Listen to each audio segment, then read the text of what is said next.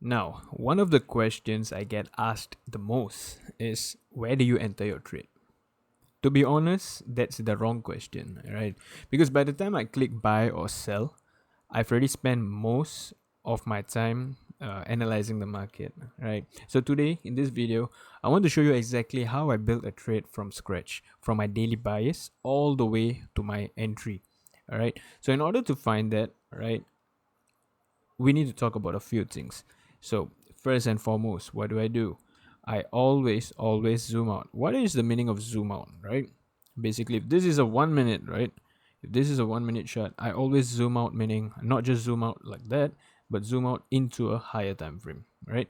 I'm not looking for entries, right? Because why? I'm only asking myself one question, and what is that question? Which side of the market has the higher probability today? Right? So, how do you know which side has the higher probability? That's simple. We're gonna use a few checklists. Take notes, take this down, whatever you want to do, just write it down. All right. So, what are the notes? Step one, higher time frame. We're gonna mark out our previous day highs and lows, previous week highs and lows, major swing highs and lows, which is the 4 hour, 1 hour, right? And our high time frame fair value gaps. Now, why is this important? Because how market moves is from a PD array to a PD array. Of course, there's order blocks, there's supply demand zones and all that. But I use simply swing high, swing lows, and fair value gap, right? Why complicate it? Cool, cool. So on the weekly, we're gonna mark our weekly highs and weekly lows. So in this case, weekly was swept, right? So the only thing that has not been swept is our weekly high, right? Previous week high. Cool. Then we drop to daily. Now, what is daily telling you? Daily is, it swept our previous day's low. It hasn't swept our previous day high. Cool, right? So this is my daily, right? But also at the same time, right? What are you noticing? It's sweeping our previous day swing. Daily swing low, right? But this candle has not closed, so I'm not caring about this candle. So as of now, I'm still bearish, right? Because we are going down. On the 4 hour, same thing. What is 4 hour telling me? And also on the weekly and the daily, we don't have a fair value gap. All right, cool. On the 4 hour, what is the 4 hour telling me? 4 hours definitely going down, right? We're disrespecting all these swing lows, even the latest swing low we disrespected. So what am I? I am bearish. All right. So if I'm bearish, then cool. My bias right now is bearish, at least up to this low over here. Because why? This is a swing low, right? That's a swing low. Cool. That's a 4 hour swing low. Do we have anything else? Yes, we do have a fair value gap here, but this candle is currently being formed, so I'm not gonna mark that. Right? What else do we have? We have a 4 hour fair value gap over here. Right? So price has to come all the way here just to react. Cool. And lastly, we drop to the 1 hour. 1 hour. What are we gonna do? Same thing. Look at what the market is telling you. It's disrespecting swing lows, meaning it's going down. Right? Cool. What else do we have? We have a swing low here, a 1 hour swing low here, and we also have a 1 hour swing high over here. Right now it's disrespecting this bearish fair value gap on the 1 hour, right? So this is signs of retracement. If you don't know what I'm talking about, look at my daily bias video. I have said this in depth, right? So this is a 1 hour fair value gap, and we are currently disrespecting. So if we are disrespecting, but our 4 hours telling we are bearish, what does that mean? The 1 hour is doing a retracement. Cool. So now I know that I'm bearish, but 1 hour is doing a retracement, so I can also look for a bullish setup. So this day it's a 50-50% chance, right? Cool. Our daily bias is there. 4 hours bullish, 1 hour is 4 hours bearish, 1 hour is bullish, meaning what? We are most likely retracing. All right. So now that I have that, I will go down to step two. Now, what is step two? Step two is areas of interest, right? I have the overall picture. I need to know where I actually want the price to react. So where is these points? These are the fair value gaps. These are the liquidity points, right? So essentially fair value gaps and liquidity is about the same. Let me tell you why. Because a fair value gap is where market move drastically with no with not filling the order, right? So if it goes up, it's taking liquidity. So that's why it's the same thing. All right. So in this case, what I'm doing with the Mario model hybrid, all right, I'm waiting for a new fair value gap to be presented. And in this case, we have a fair value gap. Now, we have this, what color should I put it? All right, I'm just going to put it in gray. All right. So we have this gap right here. So I would want the price to react on this gap. All right. Step 2 is done. Now we go to step 3. Now what is step 3? Step 3 is waiting, right? Oops, wait, I did something. All right. So step 3 is waiting, right? So what is this waiting? Now, this is where most traders struggle. All right. Why is that?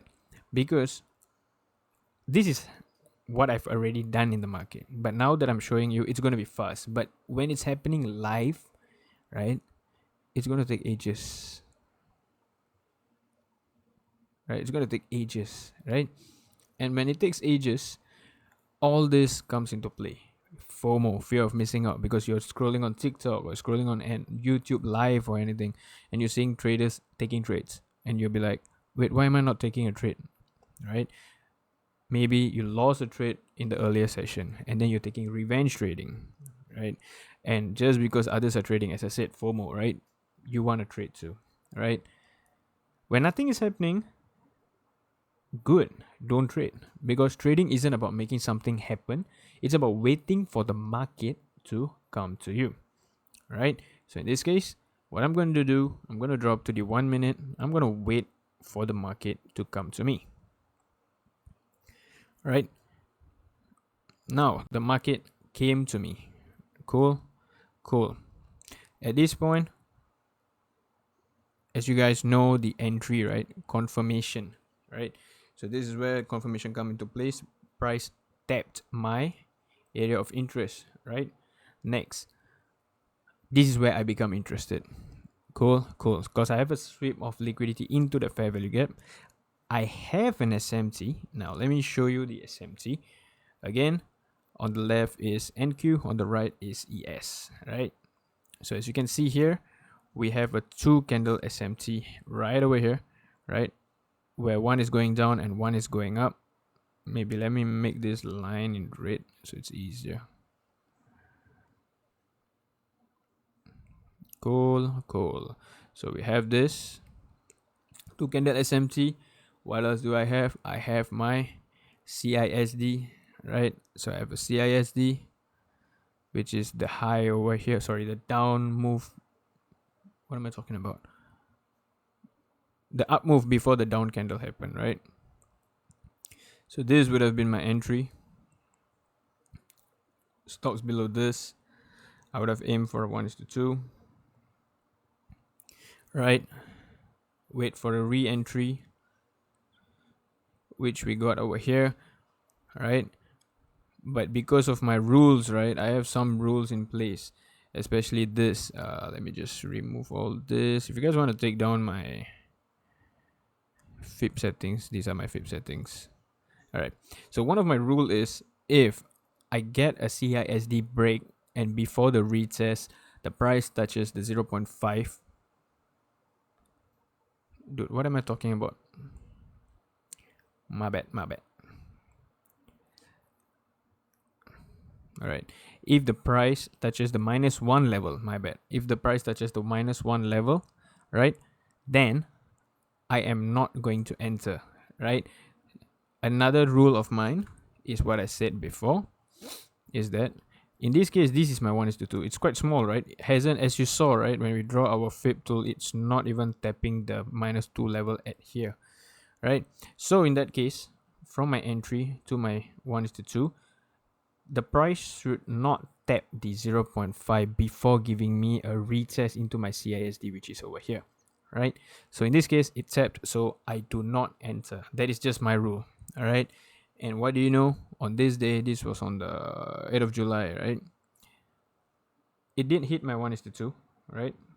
But that was not what I wanted to take, because although, yes, it hit my 1:2, right? As you can see over here, we had everything, right?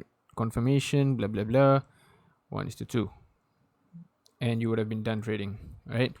But that was not what I wanted, right? Because why? I follow my rules, right? That is one of the most important thing that I have not wrote over here, right? Confirmation, you have to follow. Or maybe let me just write this down here.